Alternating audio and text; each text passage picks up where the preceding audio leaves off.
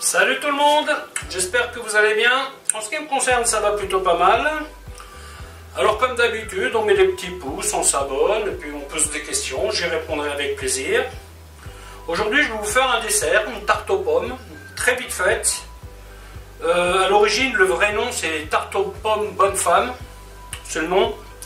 J'appelle ça, moi, une tarte aux pommes express, parce qu'en fait, c'est une tarte qui se fait assez rapidement. Bon, là, j'avais un petit reste de pâte feuilletée de l'autre jour, donc je me suis dit, tiens, on va en faire une tarte, et c'est exactement ce que je vais faire. Donc pour ce faire, il faut de la pâte feuilletée, des pommes, un jaune d'œuf pour la dorure, du sucre et de la cannelle. Ce que vous pouvez arranger aussi. Alors moi j'aime bien, quand la tarte elle sort du four, la servir directement avec une petite pastille de crème épaisse. Ça c'est ma façon favorite. Sinon vous pouvez y faire de la crème anglaise, ou mettre une boule de glace à côté, c'est pareil, vous voyez, c'est vraiment un truc que la tarte elle se mange chaud, et vous y mettez donc un truc pour l'agrémenter.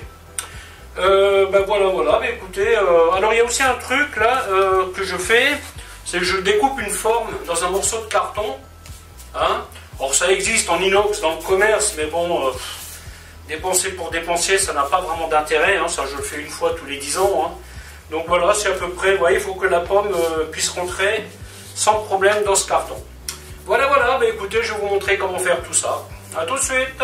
Voilà, donc là j'ai préparé du sucre cannelle. Alors, bien sûr, vous en mettez autant que vous voulez, hein. Ça c'est à vous de voir. Ici, je prépare ma dorure, jaune d'œuf avec une goutte d'eau. Bien entendu, on allume le four.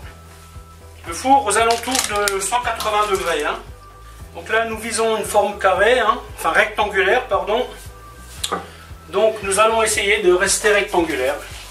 La longueur pourrait être bonne.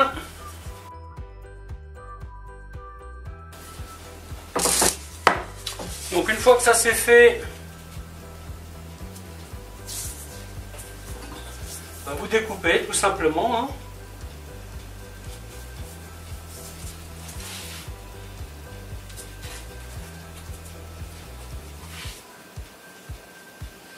Bon, on a vu que c'est pour la maison, j'aurais pu laisser comme ça, mais bon, on va faire correctement les choses. Hein.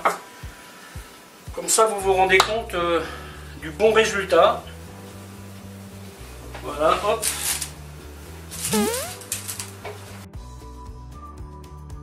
Ensuite, ce qu'on fait, vous voyez, on fait des petits trous au centre.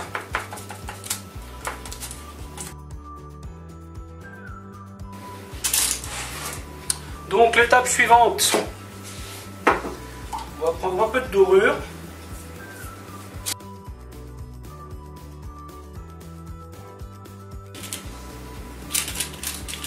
Les pommes, si vous les préparez d'avance, ne les laissez pas comme ça. Trempez-les dans de l'eau légèrement citronnée, hein. Comme ça elles resteront bien claires. Voilà, comme je fais tout dans la foulée, donc j'ai pas besoin de le faire, mais c'est une chose à laquelle il faut penser. Hein. Voilà. Ensuite,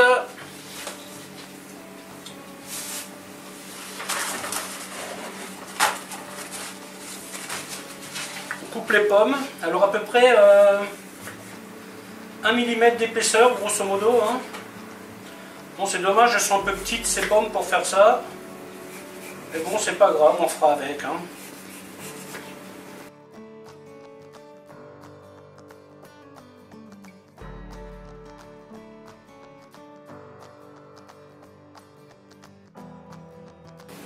Voilà. Une fois que ça c'est fait, vous voyez, vous mélangez bien votre sucre cannelle. Et après, hop.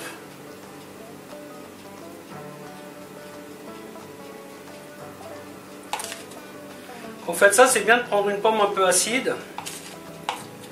Ça c'est de la Granny Smith. Comme ça, avec le sucre, ça compense, vous voyez.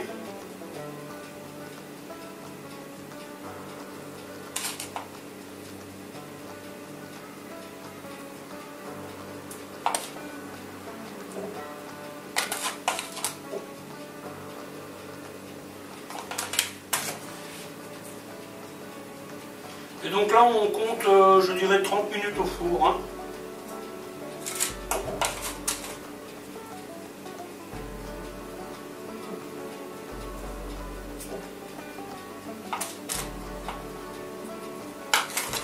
Voilà, voilà, bah écoutez, je vais mettre ça au four, 180 degrés pendant 30 minutes à peu près. Voilà, voilà, pour tester la cuisson, tout ce que vous avez à faire, c'est piquer dans les pommes. Si le couteau rentre, ça veut dire que c'est cuit. Et donc maintenant à ce stade, tout ce qu'il y a à faire aussi, c'est les mettre sur assiette, avec une boule de glace par-dessus, un peu de crème anglaise à côté, ou alors la crème épaisse que vous pouvez mettre aussi. Donc là j'en suis à 25 minutes de cuisson, pas plus. La vidéo va s'arrêter là, en espérant qu'elle vous aura plu. Les photos suivront. À bientôt!